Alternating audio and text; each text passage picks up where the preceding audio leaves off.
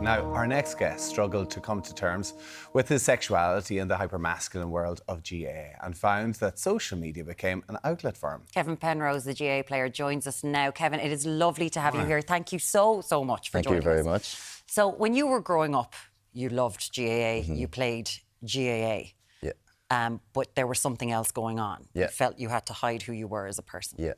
Especially coming from a very GAA heavy family. Like, my brothers all play.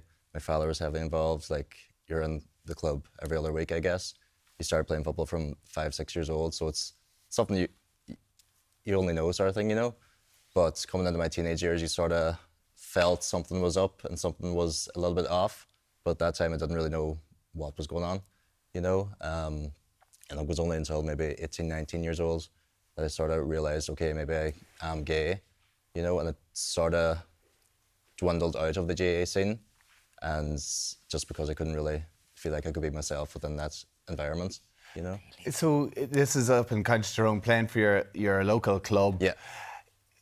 So you said around 18, 19. At that stage, were you playing football every week? Yeah. And what made you feel you had to step away from playing? I guess I just lost that sense of identity within the GAA because it's all I ever knew growing up. And because it's a small rural place, everyone's in the same sort of position. Yeah. You go to school, you come back, you play football, and that's your sort of routine week in, week out. And I just sort of felt, as the days went on, I was present within the actual environment, but I actually wasn't present at the same time. Like, I was just there for football, but inside I was like, something's not right, you know. Because there is a community, you know, and you're spending so much time with these people. And you've mentioned something, you did an incredible podcast recently, and it was about the lad talk within the changing room. Yeah. So what was that like? It was sort of around the teens, you know, it's sort of seen as a masculine sport as it is anyway. And there's sort of like this lad culture, masculinity. You have to be this sort of way to fit in, I guess, you know, especially in the changing rooms. And you would hear terminology thrown around. And if it's something like, oh, that's so gay, for example, even though it's not supposed to be used in that way, if I hear that in the changing room, it's like, oh, I can't say that, or I can't speak up. And you sort of go on to yourself that sort of way. Okay. But it would sort of be used as a way to take the crack or take the hand out of someone else, you know? Yeah. So you don't know what to do in that situation, you know? You sort of go into yourself and you're like, okay, I can't even act in this way, I can't talk about this, that, or the other. You're sort of living two sort of separate lives. Could you open up to anybody?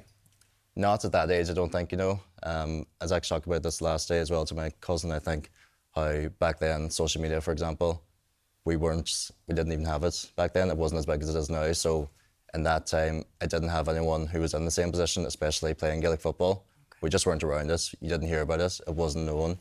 And back then, I feel like in the GAA, you just put the head down, you're there to play football, and anything that's going on, you don't really talk about it. Mm-hmm. And this is when you're a teenager, and teenage life, it is all about assimilation, isn't it? Like, regardless of what spectrum you're on, sexuality or gender spectrum. Just realising that you're gay must be a lot when you're a teenager anyway. 100%. Right? And your teenage years, you're already finding yourself who you are, and I sort of felt I didn't even know who I was for a long time after that, until maybe my late 20s, until I came out, you know, so it was still, everyone else was going off doing all these great things, and I was like, oh, what am I going to do? Who am I? Who is Kevin? That sort of way. And it was only whenever, after COVID, I went travelling to Asia for 7 months by myself.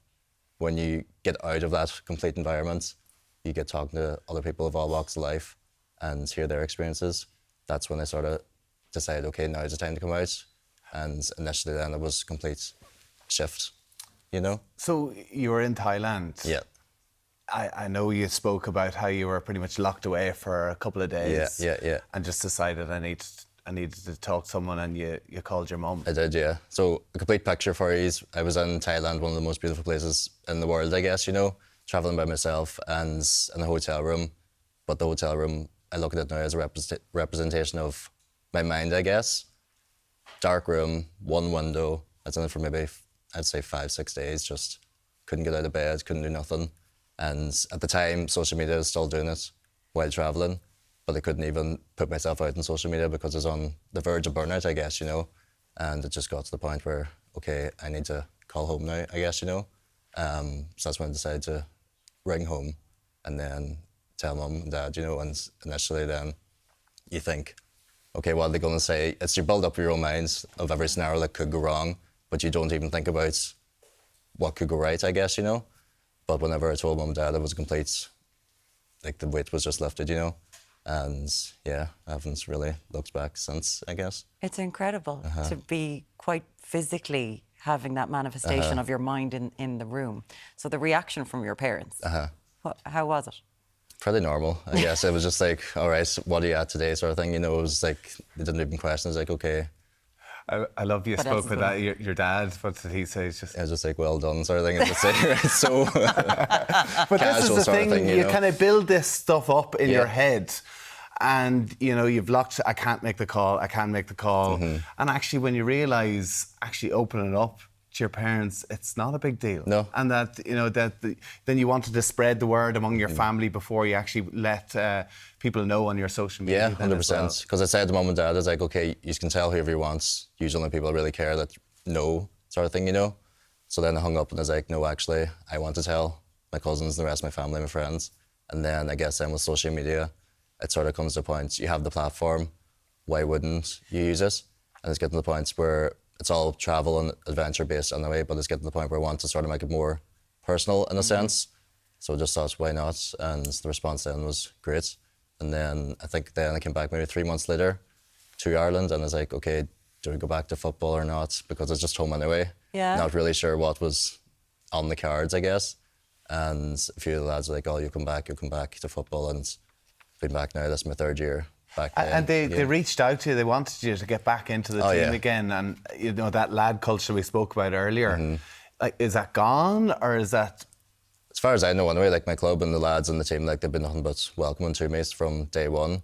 I guess that first initial training session back is like, okay, the nerves were there, like what way are people going to take it, you know? Because it's hard for them as well, like they haven't been in this position. They don't know how to feel around me or how to make me feel comfortable, and I don't want them to be uncomfortable at the same time, you know. So it's thinking it from their point of view as well, how we can all just be one, and I guess, you know. And it did all work out because it's quite interesting. You said that once you're older, people grow up so much in a few years. So that assimilation, all of the boys and girls, they're all trying to assimilate. No one really knows what they're doing as teenagers. That's it. And then when you're grown up and you're all more comfortable in yourselves, you saw a big sea change. Oh yeah, 100%. And like everyone has their own things going on as well. Like as they grow up and they sort of realise, oh, why was I like that when I was younger, sort of thing, you know? But one thing I've learned is just people come to football now, they just leave everything at the gates. We're there to play football. We're not there to be judged on our sexuality, I guess, you know? So yeah, it's been nothing but... It's an amazing story, and it's good to hear. And I know that other GAA players who have reached out to you, that haven't been able to share their story yet, but hopefully seeing you, you know, will make that journey a little bit easier for them as well. So good on you. Thank you very much. You're now making travel content. Making a living out of it, like it's an amazing. I thought GAA players were never allowed to leave their club. How is your job being a traveller? Castlederg was so beautiful. Yeah, so it's still doing the content on social media. Like I'm down here living in Meath now, down here during the week, and then back at the weekends for football, Friday to Sunday. So it's a good balance between the two, you know. There will be GAA widows and widowers going, look at this fella, going on holidays. And, you know, husbands going, you're playing GAA every blooming weekend. It's amazing that you can make a boat work. Yeah, I know. It's lovely. Thankfully, like, I have a good management team around me as well with the club. They understand the industry, I guess, in a sense, you know. So, like, okay, Kev, we understand. We understand what you need to do. Is it only Irish adventure and travel? Like, are you all over the world? Are you getting the chance to go back travel? Back to Ireland at the minute, you know. It's finding the time now with football and everything out there, you know. But it's mostly back into Ireland, it again. You know, back into it.